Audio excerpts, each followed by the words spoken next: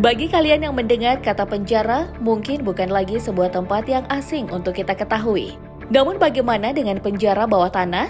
Saat ini, rasanya tak mungkin jika negara kita menggunakan penjara ini untuk memberikan hukuman kurungan pada pelaku kejahatan yang sudah divonis penjara.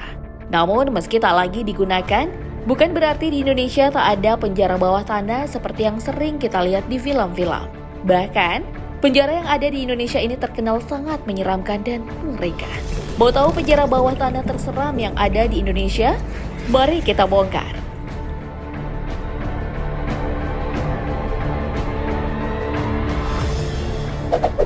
Pesona angker gedung ini memang sudah terkenal sampai pelosok negeri. Lawang Sewu yang dikenal sebagai gedung administrasi pada zaman kolonial Belanda ini berdiri di atas penjara bawah tanah yang saat ini terabaikan dan dihuni oleh makhluk tak kasat mata. Dibangun oleh pemerintah kolonial Belanda, bangunan tua ini sebenarnya berfungsi sebagai kantor kereta api yang disebut sebagai Nederlands Indische Spoorweg Maatschappij. Di Lawang Sewu ini terdapat satu ruang yang terdiri dari beberapa kotak dengan luas kira-kira 1 meter setiap kotaknya. Berbentuk seperti bak mandi, penjara jongkok ini hanya memiliki tinggi 50 cm. Konon setiap kotanya dulu ditempati 3-4 tahanan, bahkan bisa sampai 6 tahanan. Kotak-kotak setinggi lutut orang dewasa ini ditutup dan para tahanan harus mendekam di tempat yang super kecil, gelap dan sangat sempit sembari jongkok atau duduk. Oleh karena itu, penjara yang satu ini juga sering disebut sebagai penjara jongkok atau penjara berdiri. Selain itu, para pengunjung sering menjadikan lokasi ini sebagai tempat untuk uji nyali. Berdasarkan informasi, ruang bawah tanah ini sudah lama ditutup sejak 2014. Bagaimana? Sudah ada yang pernah datang uji nyali di sini nggak, Bedikers?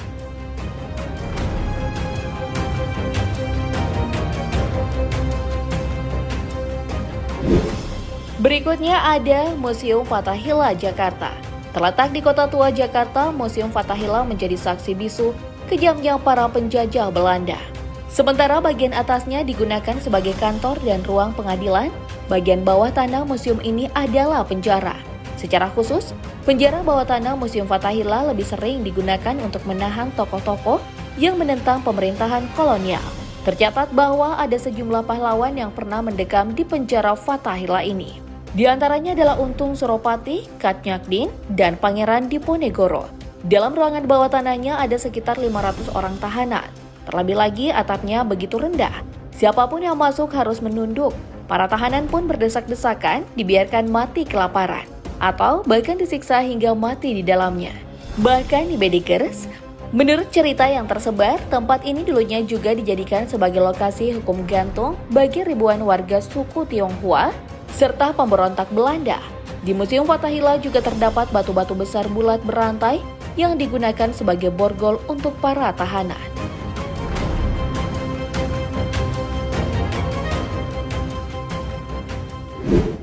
Beralih dari ibu kota, Surabaya juga memiliki peninggalan penjara yang tak kalah mengerikan. Ada penjara Kalisosok Surabaya. Bangunan ini pernah menahan sejumlah tokoh pahlawan seperti Soekarno, W.R. Supratman, dan Hos Cokro Aminoto. Penjara yang dibangun di era kepemimpinan Herman Willem Daendels ini memiliki ruang bawah tanah yang gelap dan pengap. Satu ruangan sempit kapasitas 20 orang dipaksakan untuk memuat 90 orang. Tak hanya itu, penjara Kalisosok juga dijadikan tempat eksekusi tahanan.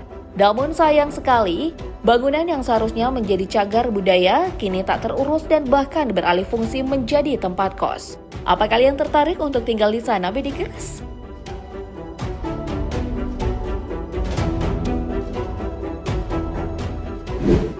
Dan sekarang kita pindah, ada penjara Sukamiskin Bandung.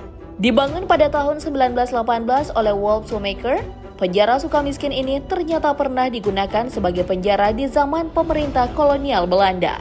Penjara yang memiliki 552 sel ini mayoritas dihuni oleh kaum intelektual Indonesia yang dianggap membangkang. Sedangkan sel bawah tanahnya digunakan untuk penjahat yang dianggap berbahaya. Soekarno adalah salah satu orang yang pernah menghuni penjara Sukamiskin. Ia tinggal di sebuah ruangan berukuran 3 kali 2,5 meter. Rambutnya dipotong hingga hampir gundul, dan ia pernah dijadikan pekerja kasar di sana. Namun di sanalah Soekarno juga menjadikan tempat ini membuat beberapa buku. seperti di bawah bendera revolusi, Indonesia menggugat, dan lain sebagainya. Sampai saat ini penjara Sukamiskin masih sangat kental dengan suasananya yang seram dan mengerikan. Bahkan ruang bawah tanah yang dipakai untuk penjahat berbahaya masih tetap dijaga oleh petugas. Akan tetapi sejak tahun 1945, penjara bawah tanah ini tertutup untuk umum dan tak dapat dipergunakan lagi.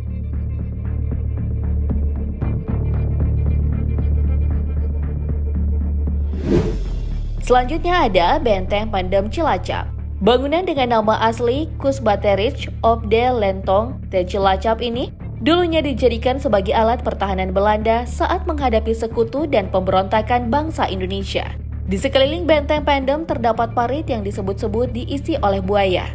Tujuannya adalah untuk menghalau pekerja rodi dan para tahanan untuk keluar dan mencegah musuh masuk ke dalamnya.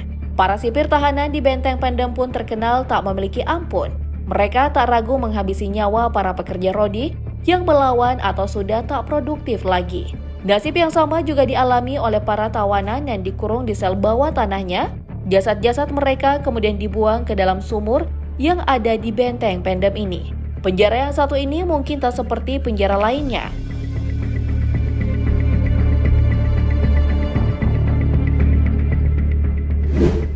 Ada Benteng Melbourne Bengkulu. Benteng Melbourne adalah bangunan yang dibuat oleh pemerintah kolonial Inggris di Bengkulu. Namun setelah itu, yang banyak menggunakannya adalah pemerintah Belanda. Selain berfungsi sebagai tempat pertahanan, ia juga memiliki penjara di bagian bawah tanahnya. Salah satu yang khas dari penjara ini adalah salah satu dinding selnya yang berlumur darah.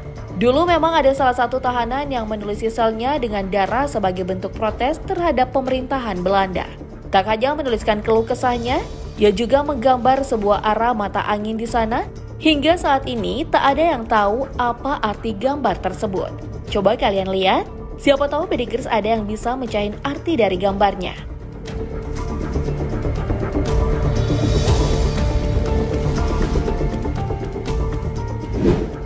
Terakhir ada Port Rotterdam atau Benteng Rotterdam Makassar. Benteng ini sebenarnya bernama Benteng Jumpandang buatan Kerajaan Guatalo di tahun 1545. Namun setelah kalah oleh Belanda, Jumpandang diambil alih dan diganti namanya menjadi Fort Rotterdam. Benteng ini berperan sebagai bangunan yang multifungsi di era Belanda. Ia digunakan sebagai pertahanan, menampung rempah-rempah, dan tentunya penjara. Salah satu tokoh nasional yang pernah ditahan di dalamnya adalah Pangeran Diponegoro. Nah, itulah tadi penjara yang terkenal menyeramkan. Jadi, mana nih penjara bawah tanah yang sudah pernah kalian kunjungi? Sebutkan di kolom komentar ya.